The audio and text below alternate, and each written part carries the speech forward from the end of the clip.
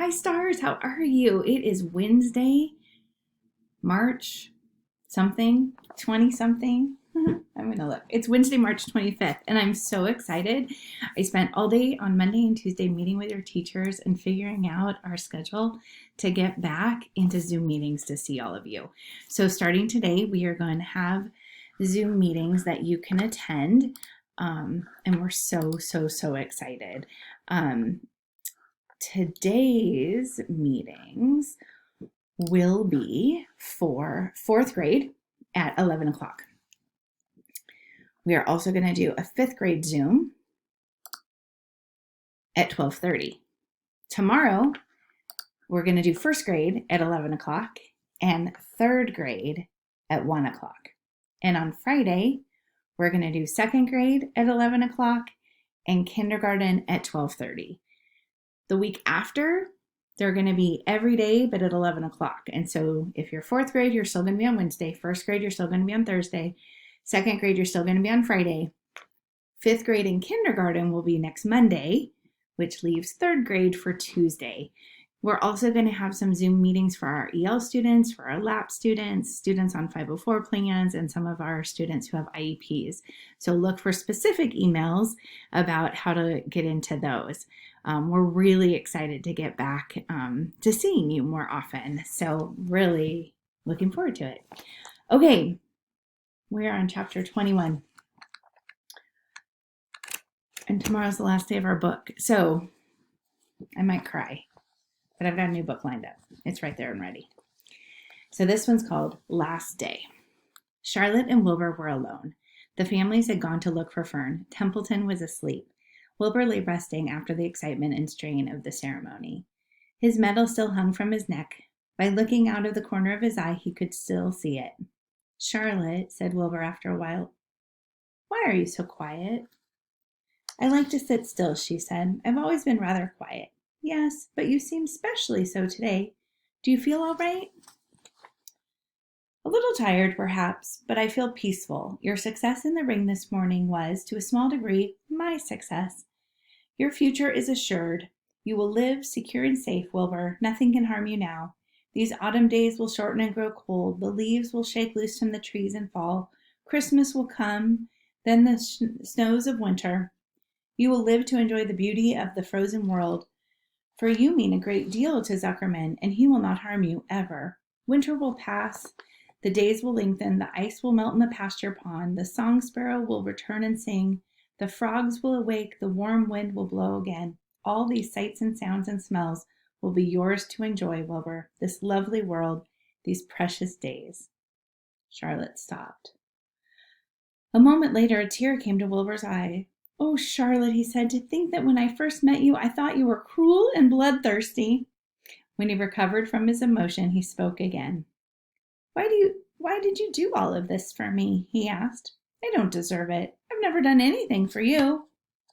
You have been my friend, replied Charlotte. That in itself is a tremendous thing. I wove my webs for you because I liked you.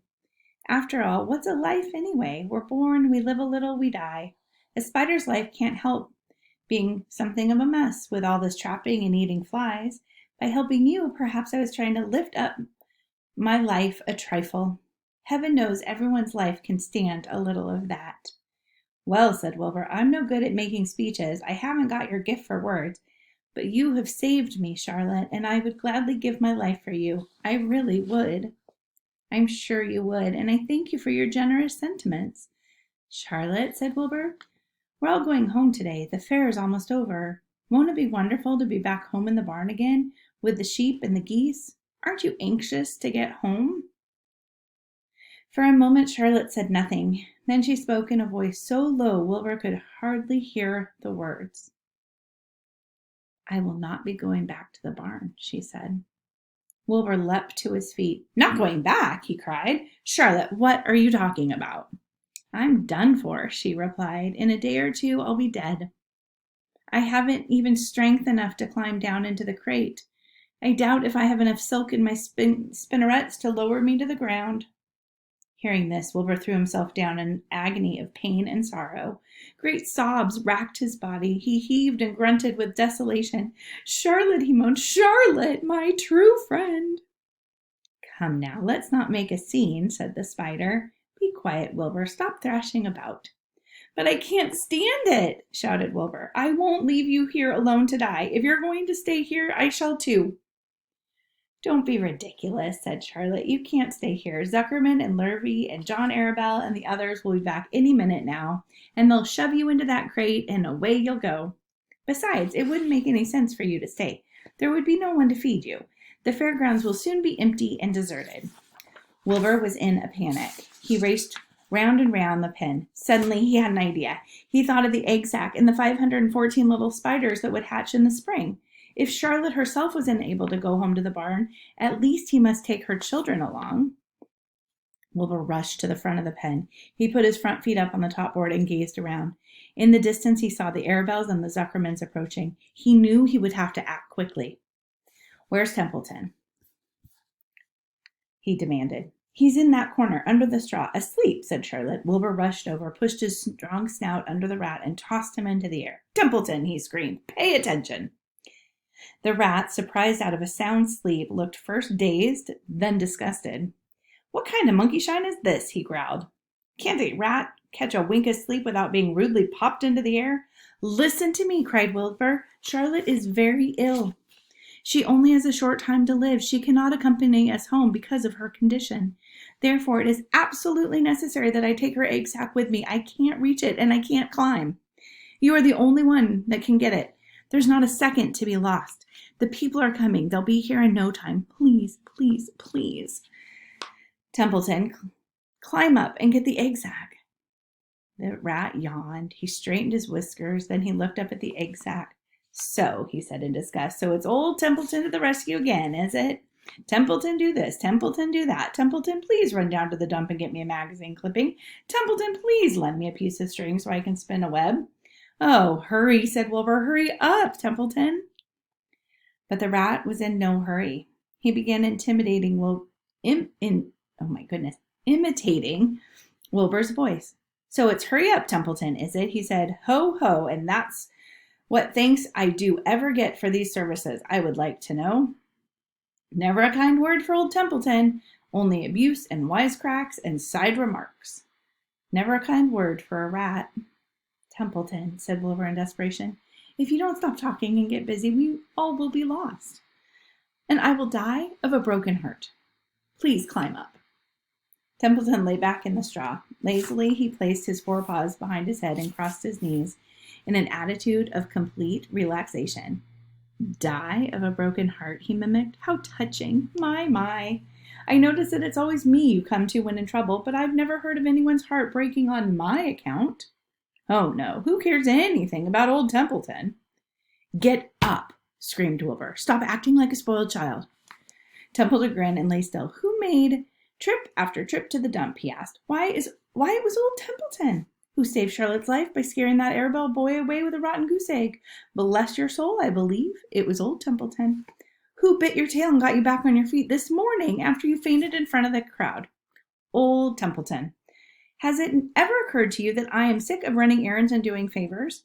What do you think I am, anyway? A rat of all work? Wilbur was desperate. The people were coming, and the rat was failing him. Suddenly he remembered Templeton's fondness for food. Templeton, he said, I will make you a solemn promise.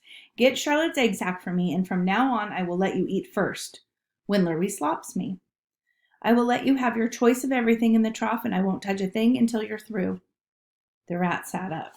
You mean it? He said. I promise. I cross my heart. All right, it's a deal, said the rat. He walked to the wall and started to climb. His stomach was still swollen from the last night's gorging. Groaning and complaining, he pulled himself slowly to the ceiling. He crept along till he reached the egg sack. Charlotte moved aside for him. She was dying, but she still had strength enough to move a little. Then Templeton bared his long, ugly teeth and began snipping the thread that fastened the sack to the ceiling. Wilbur watched from below. Use extreme care, he said. I don't want a single one of those eggs harmed. Chip, chip, tricks in my mouth, complained the rat. It's worse than caramel candy. But Templeton worked away at the job and managed to cut the sack adrift and carry it to the ground, where he dropped it in front of Wilbur. Wilbur heaved a great sigh of relief. Thank you, Templeton, he said. I will never forget this as long as I live. Neither will I, said the rat, picking his teeth. I feel as though I'd eaten a spool of thread. Well, home we go. Templeton crept into the crate and buried himself in the straw. He got out of sight just in time. Lurvy and John Arabelle and Mr. Zuckerman came along at that moment, followed by Mrs. Arabelle and Mrs. Zuckerman and Avery and Fern. Wilbur had already decided how he would carry the egg sack. There was only one way possible. He carefully took the little bundle in his mouth and held it there on top of his tongue. He remembered what Charlotte had told him, that the sack was waterproof and strong. It felt funny on his tongue and made him drool a bit. And of course he couldn't say anything. But he was being shoved into the crate. He looked up at Charlotte and gave her a wink. She knew he was saying goodbye in the only way he could. And she knew her children were safe. Goodbye, she whispered. Then she summoned all her strength and waved one of her front legs at him. She never moved again. Next day, as the Ferris wheel was being taken apart, and the racehorses were being loaded into vans, and the entertainers were packing up their belongings and driving away in their trailers, Charlotte died. The fairgrounds were soon deserted. The sheds and buildings were empty and forlorn. The infield was littered with bottles and trash. Nobody, of the hundreds of people that had visited the fair, knew that a gray spider had played the most important part of all. No one was with her when she died. Well, I believe in happy endings, and so I think tomorrow you'll like our ending. See you then.